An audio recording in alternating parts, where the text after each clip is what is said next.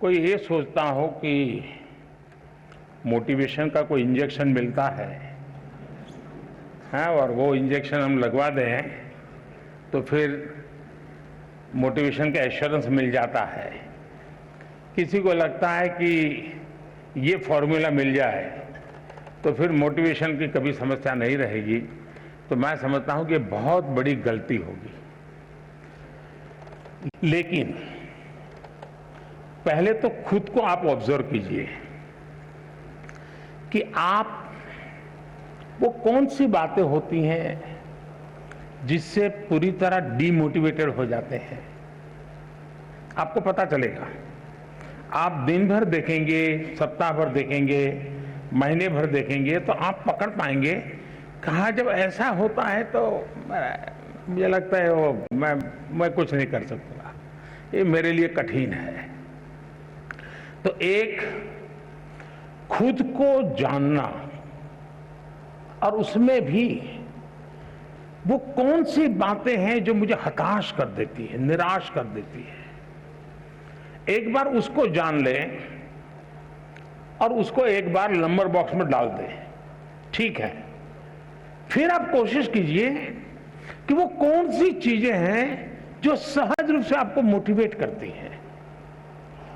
जो बातें सहज रूप से आपको मोटिवेट करती हैं उसको आप आइडेंटिफाई कीजिए। मान लीजिए आपने कोई बहुत अच्छा गाना सुना, सिर्फ उसका संगीत नहीं, उसके शब्दों में कुछ चीजें ऐसी है कि आपको लगता है हाँ यार, सोचने का तरीका ये भी हो सकता है। तो आपने देखा होगा कि आप अचानक नए सिरे से सोचना शुरू कर देते हैं। किसी ने आपको बताया था? नहीं बताया था, लेकिन आपने खुद को तैयार किया था कि वो कौन सी चीजें हैं जो मुझे मोटिवेट करता, आपने पकड़ लिया तो आपको मन करेगा हाँ, ये मेरे लिए बहुत काम की चीज है। इसलिए मैं चाहूंगा कि आप स्वयं के विषय में जरूर एनालिसिस करते रहिए। उसमें किसी और की मदद के चक्कर में मत पड़िए। बार बार किसी को ये जाके मत कहो यार मेरा मूड नहीं है, मुझे मजा नहीं आता है। फिर आपके अंदर एक ऐसी वीकनेस पैदा होगी कि हर बार आप सिंपैथी चाहेंगे। फिर आपका मन करेगा कि मम्मी मेरे पास बैठे हैं, जरा मुझे पुचकारे पुलकारे, समय में जरा उत्साहित करे, मेरा लालन पालन करे। तो एक वीकनेस धीरे धीरे डेवलप हो जाएगी। कुछ पल तो अच्छे चले जाएंगे। और इसलिए कभी भी उन चीजों के विषय में सिंपैथी गेन करने के लिए उपयोग मत कीजिए, कभी मत कीजिए। है जीवन में मुसीबतें आई, निराशा आई, हताशा आई, मैं उसको खुद जीऊंगा, मैं उससे जम करके उससे जंग करूंगा और मेरी ही निराशा, मेरी उदासीनता को मैं ही खत्म कर दूंगा, मैं ही उसको कब्र में गाड़ दूंगा। ये विश्वास पैदा कीजिए।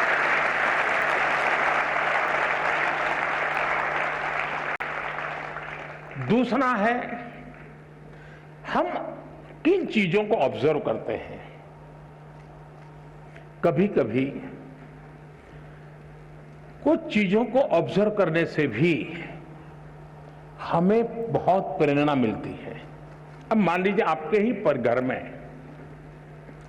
एक 3 साल का बच्चा है, 2 साल का बच्चा है, उसको कुछ लेना है लेकिन उसके लिए बड़ा मुश्किल है। आप दूर से देखते रहिए कि वो गिर जाएगा, पहुंच नहीं पाएगा, थक जाएगा तो थोड़ी देर चला जाएगा, फिर आएगा, फिर कोशिश करेगा। मतलब आपको वो सिखा रहा है कि ठीक है मेरे लिए मुश्किल है लेकिन मैं अपनी कोशिश नहीं छोड़ूंगा। ये मोटिवेशन क्या किसी स्कूल में किसी ने पढ़ाया था क्या? उस 2 साल के बच्चे को कोई प्राइम मिनिस्टर गया था कहने के लिए क्या? किसी प्राइम मिनिस्टर ने समझाया था क्या? अरे निराश मत हो जा बेटे, खड़े हो जाओ, दौड़ो, ऐसा कहने गया था क्या? जी नहीं। ईश्वर ने एक इनहेरेंट क्वालिटी हम सब में रखी हुई है जो हमें कुछ न कुछ करने के लिए वो ड्राइविंग फोर्स बनती है। छोटे बालक में भी होता है। हमने कभी इन चीजों को ऑब्जर्व किया है? आपने देखा होगा कि कोई दिव्यांग अपनी कुछ गतिविधि करता है, उसने अपने तरीके ढूंढ लिए हैं, बहुत अच्छे ढंग से करता है। लेकिन हमने माइन्यूटली ऑब्जर्व किया कि देखिए भाई, ईश्वर ने उसकी इतनी शरीर में कमियां दी है, लेकिन उसने हार नहीं मानी है, उसने अपनी कमियों को ही शक्ति बना दिया है।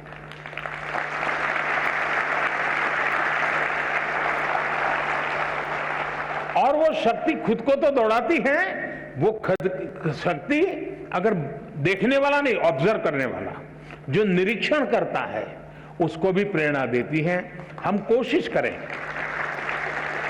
हमारे आसपास जो चीजें हैं उसको हम उस रूप में ऑब्जर्व करें, उसकी वीकनेसेस को ऑब्जर्व ना करें, उस कमियों को उसने कैसे मात किया है, उन कमियों को वो कैसे मात करता है, उस प्रक्रिया को बारीकी से देखिए। आप फिर अपने आप को उसके साथ कोरिलेट करेंगे कि हाँ, मैं ऐसा होता है तो मैं भी शायद ऐसा कर सकता हूं। ईश्वर ने तो मुझे हाथ पैर सब बहुत बढ़िया दिया है, मुझे तो कोई कमी नहीं है, मैं क्यों चुप बैठा हूं। आप खुद दौड़ने लग जाएंगे। और इसलिए मुझे लगता है कि दूसरा एक विषय है, क्या कभी आप खुद की एग्जाम लेते हैं क्या? आप अपनी एग्जाम भी तो कभी लीजिए, कोई आपके एग्जाम क्यों ले। जैसे मैंने शायद मेरी जो किताब है एग्जाम वॉरियर, उसमें एक जगह पे लिखा हुआ है कि आप कभी एग्जाम को ही एक चिट्ठी लिख दो, हे डियर एग्जाम, और उसको लगो तुम क्या समझते हो, मैंने ये तैयारी की है, मैंने ये तैयारी की है, मैंने ये मेहनत की है, मैंने इतना प्रयास किया है, मैंने ये पढ़ा है, मैंने ये लिखा है, मेरी इतनी नोटें भरी हुई है, मैं टीचर के साथ इतने घंटे बैठा हूं, मैंने मम्मी के साथ इतना समय बिताया है, मैं मेरे पड़ोसी के छात्र ने अच्छा काम किया तो उसके जाकर, अरे मैं इतना सीख करके आया हूं, तुम कौन होते हो मेरा मुकाबला करने वाले।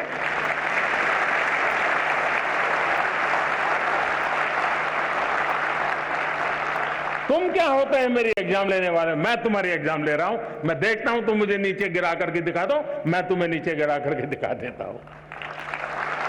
कभी तो करिए। कभी कभी आपको लगता है कि भाई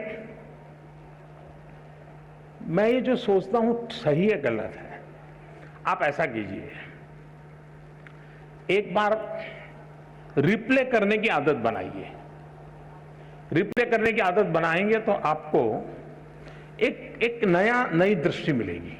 जैसे मानो क्लास के अंदर कुछ सीख करके आए हो, आपके 3-4 दोस्त हैं, बैठिए और आज जो सीखा है आप ही टीचर बन के आपके 3 दोस्तों को सिखाइए, फिर दूसरा दोस्त और 3 को सिखाए, फिर तीसरा दोस्त और 3 को सिखाए, फिर चौथा दोस्त, यानी एक प्रकार से जितने पाया होगा वो परोसेगा और हर एक को ध्यान में आएगा, देखिए यार उसने इस बिंदु को पकड़ा था, मुझसे छूट गया था, उसने इस पॉइंट को पकड़ा था, मुझसे छूट गया था।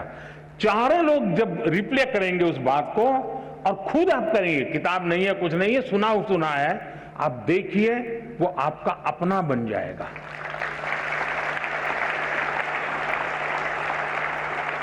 आप चीजों को, अब आपने देखा होगा कहीं कोई घटना घटी हो, बड़े बड़े पॉलिटिकल लीडर को भी ये टीवी वाले खड़े हो जाते हैं ना डंडा लेकर के, और आपने देखा होगा वो जवाब देने में इधर उधर हो जाते हैं।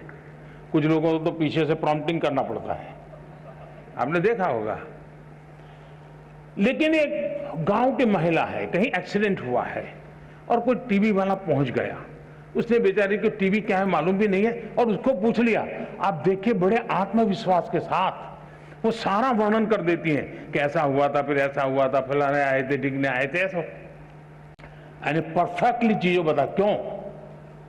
क्योंकि उसने जो अनुभव किया उसको वो आत्मसात कर लेते हैं और उसके कारण उसको रिप्ले बड़ी आसानी से कर लेते हैं।